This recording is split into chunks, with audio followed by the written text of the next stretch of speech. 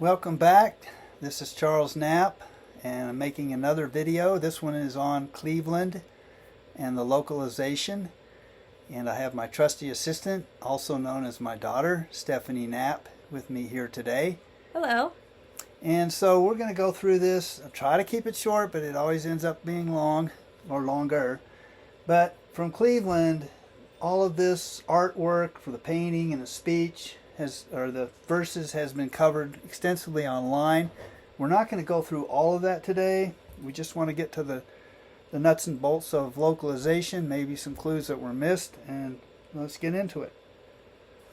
Okay, if you've seen online, you've noticed that the cask was in the back of this wall at the Greek Cultural Gardens, and it was off to the right side, and we'll just look at that. And here's a little bit of the right side, and Andy Abrams and Brian Zinn were smart enough to get back there and start digging. But one thing they noticed, and we'll get to it. Here they are where they were digging, and you notice they're digging on the left side, which is, again, it was Andy Abrams and Mr. Brian, I believe, Zinn. And you can see where they were digging is the incorrect side. That's where they started out in the back. And you notice it was a Cleveland Greek Cultural Center, which is important, and they had figured all that out. And they also had figured out beneath the 10th stone from right to left. That's why they were digging over there. They started counting on their right side and counted over to the left side and was digging over there. So, back of the book gives us localization clues, which I enjoy taking the screenshot of those who say that the back of the book has nothing to do with finding the cask. So we'll get into this one. This is Cleveland, again, localization. We're going to start with Mira Chimera on the wall, Belladonna. And many people have figured out this is mirror image, and mirror image is what was needed for the Cleveland solve, which is entirely correct.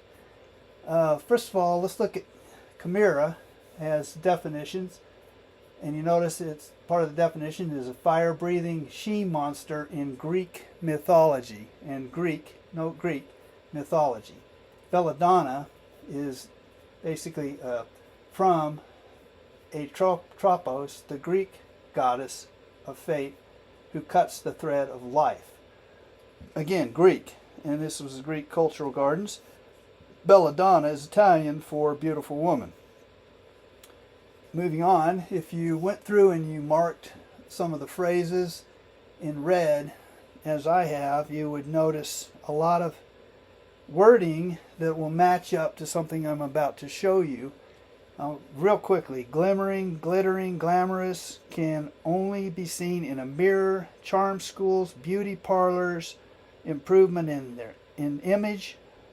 She whispers, magazine cover, movie poster, winged fairy, to whisper contradictory beauty hints, look even more absurd to each other than is natural, chop it off, passing of long white gloves, and importantly, when Bernice bobbed her hair and reflected. Also, notice up at the top, on the wall. The wall is that wall at the Cultural Gardens, right, Steph? Yep. So, remember, kind of keep those phrases in your mind as we go through this. And here's the artwork, and I contend that the cartoon or the artwork is what is localizing the clue, or localizing the cask. And here we see Mira Chimera pulling on the pantyhose, and you're trying to figure out what all of this means, if there is any meaning. People have suggested this was some sort of Morse code or some cipher or some kind of coding in here, and none of that really pans out to anything. But notice that the caption, it says, "How do I look from the back?" In other words, the back of the wall. And there's more on that. We'll cover that in a minute. But Bernice bobs her hair. 1920 short story by F. Scott Fitzgerald, and there's some nice artwork here, and we'll get a little bit more into that. But I wanted to point out, when I started this, my daughter laughs. I didn't know what bob your hair was. So I'm like, what the heck is that? So I had to do a little bit of finding out. Bob your hair was a popular one of the hairstyles in the 20s, and particularly the Roaring 20s. Mm-hmm. And I found this image online, an interesting Cleopatra Egyptian bob. I don't know, is that a specific one, or is just this something I found that was Egyptian bob? I think this is just one you found. Okay. But people with longer hair know about a bob. Okay. And so this gal here, the Sphinx, bobbed her hair, or the Egyptians did. And the Egyptians are important in this whole thing, but let's get back to the culture aspect. And Byron uses popular culture in these puzzles.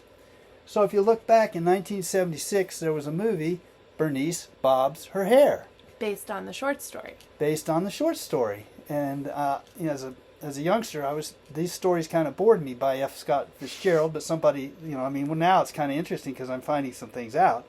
Anyway, here's the main character, and she ends up getting her hair bobbed.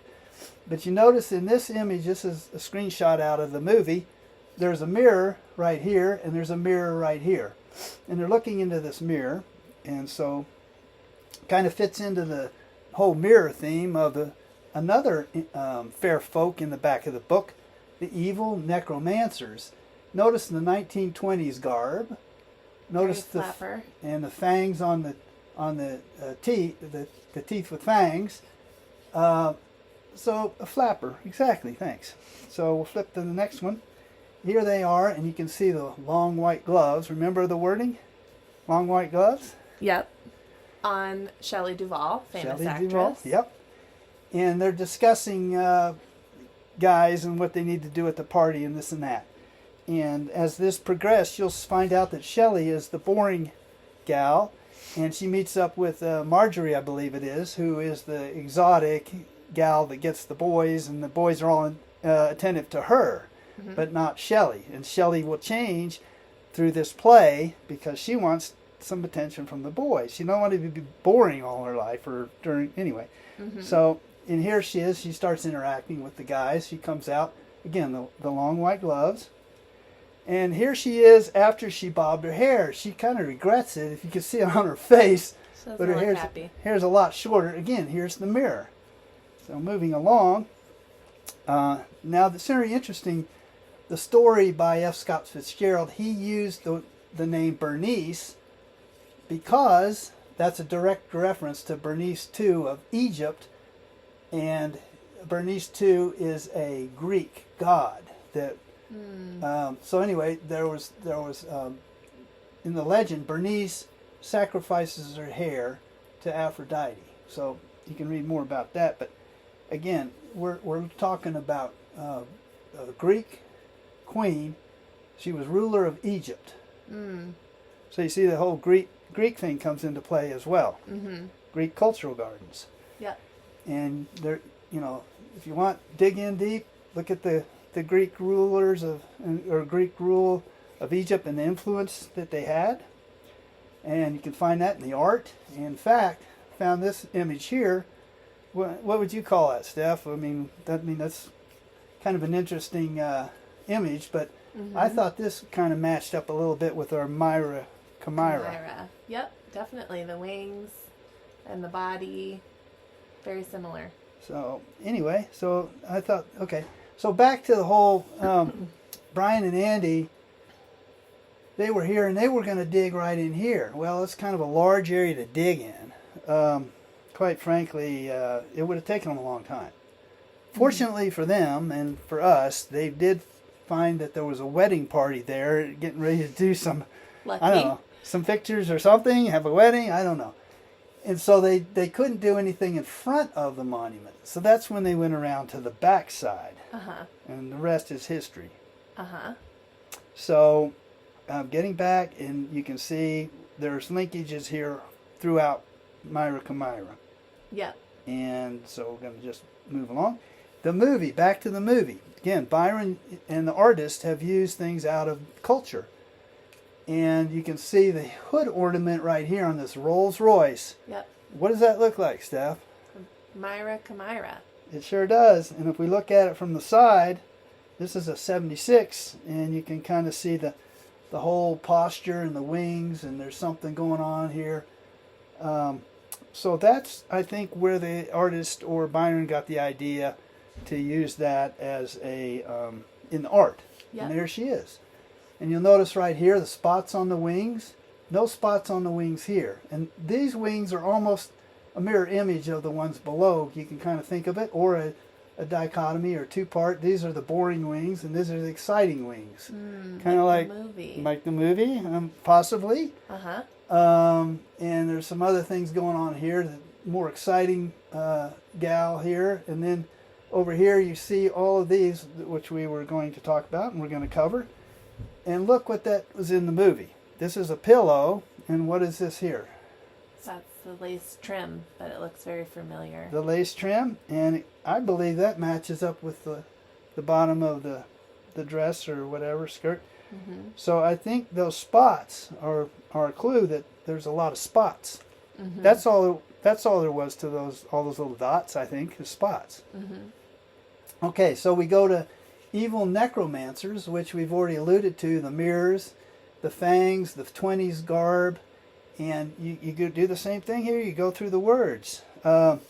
Domestic strife in the kitchen, during house parties, dark corners, and it says females, vampire, or vampires, or whatever. In the movie, 3 times, vamps or vampires is mentioned 3 times in there. So, and there's some more. You just read through this stuff and you look for your matches. Right here, it says boring 20s. Well, that's wordplay for roaring 20s. Mm-hmm. And vamps. Here's the word vamps. So you see this kind of sticks. And at the bottom, this is very important. And we'll cover that just in a few minutes. And also, you don't spot a necromancer. A necromancer spots you. Mm-hmm. So that's like confusing, but if you start thinking about it, looking at it, the necromancer puts the spots on you or makes spots on you. Mm-hmm. Correct? Does that make sense? Am I saying that right, Steph? Yes. I hope so. Yeah. Yes. So, and here's a direct quote. Shelley says, "I want to be a society vampire." Mm-hmm. And that's right out of the movie, right into the book. Okay, so this has confused me from the first time I think, or the second time I saw this kind of artwork. Like, why is there a dot right there? Yeah. What would you call that dot? A spot. A spot. So is there a reason for that being there, or is it an artifact? Oh. So, and if you read through the wording on Necromancer, you'll find it talks about for the future bliss of America's Tootsies, most servicemen accepted their Tootsies, honest explanation for these evil artifacts. I just don't know how that got there. Okay, so some more double meaning here. Tootsie has 2 meanings. Mm-hmm. One is a child's word for a person's foot, and the other one is a young woman that is perceived as being available for dating and such. So there's Byron's using both meanings here. So it's the Tootsie, and there's the spot. Now, why is that important, or is it?